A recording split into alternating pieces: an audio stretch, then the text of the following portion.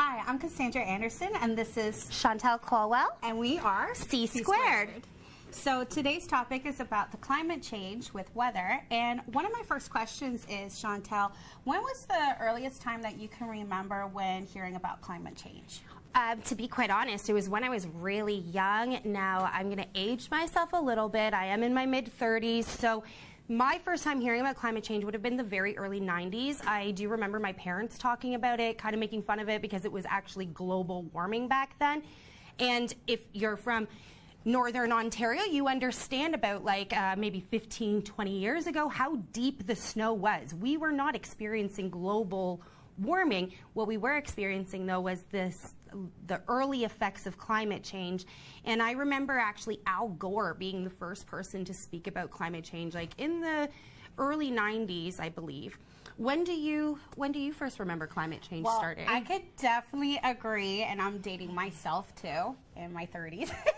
And I remember even the earliest of high school, the snow was horrible, the ice pellets and everything. So when I heard about global warming as well was early 2000s at high school, and they were having a lot of interviews, like people coming in doing these talks talking about the global warming and how places were going to be flooded in certain parts of the world.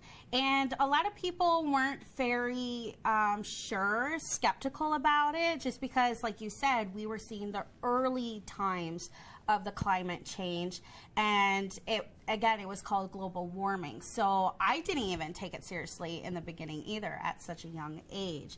So that was something different for us. Mm-hmm. I don't know if there's any questions in the chat room. Yeah, right here. We have something from Ishpreet Singh, and it says, how is climate change affecting farms and our food? Actually, that's a very okay. Well, climate change is affecting our food definitely by the fact that a lot of countries aren't even able to grow their produce and be able to handle a sustainable farm because of the fact that they're going through a drought in such high temperatures. And then we have Canada, which certain parts of our climate, it's melting at a rapid pace and creating flooding in certain communities. And as we have a picture set up, Chantel, did you want to talk a little bit more about that? So that the picture that you're seeing on the screen actually is the effects of what happened in BC with all of the forest fires. And as you can see, it has totally destroyed the wildlife in that area. Yes, yes. And I like this other question that was written by Seneca Journalist. Do you think more people would want to help stop climate change if they heard more facts like that? I do. I believe a lot of people would want to get more involved if they heard the true facts of how climate change is affecting us in many different ways, especially around the world. I remember the earliest in 2013, an ice storm happened. It was one of the worst that happened in Canada. And it was different, and it changed the whole outlook of how you would look at climate change and global warming. So what do you think, Chantel? Most definitely. If people knew about what exactly was going on, I'm not sure if you've seen what's happening in the northern communities of Canada, like the Northwest Territories and the Yukon.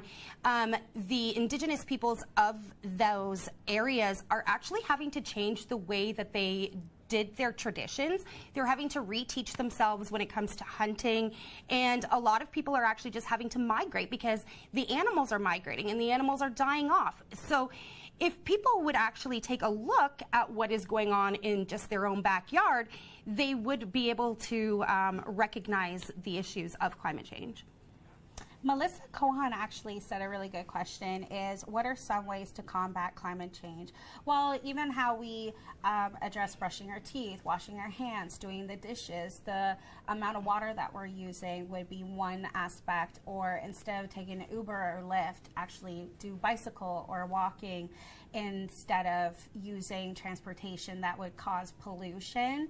Another way that I really love is seeing how certain places like Subway, I love my salads, and I love the salad bowls, and how they changed it to, instead of plastic, they changed it into paper plates. Right. Well, Canada is actually bringing in a new law coming this December to get rid of all single-use plastics. Yes. So our government is really trying to phase out plastics, especially, we've talked about this before, because our waste, Canada's waste, is actually ending up on the shores of other countries. So our problem is becoming the world's problem. And single-use plastics is one way that we can try to combat that, you know? Definitely. So that would be the best way to combat from pollution is ourselves, and I would say to continue to do the best that we can to reduce pollution from not littering. Yeah. And so I would say that would be a wrap-up of our podcast on weather climate change, and thank you very much for listening. Thanks for having us. Have a great day.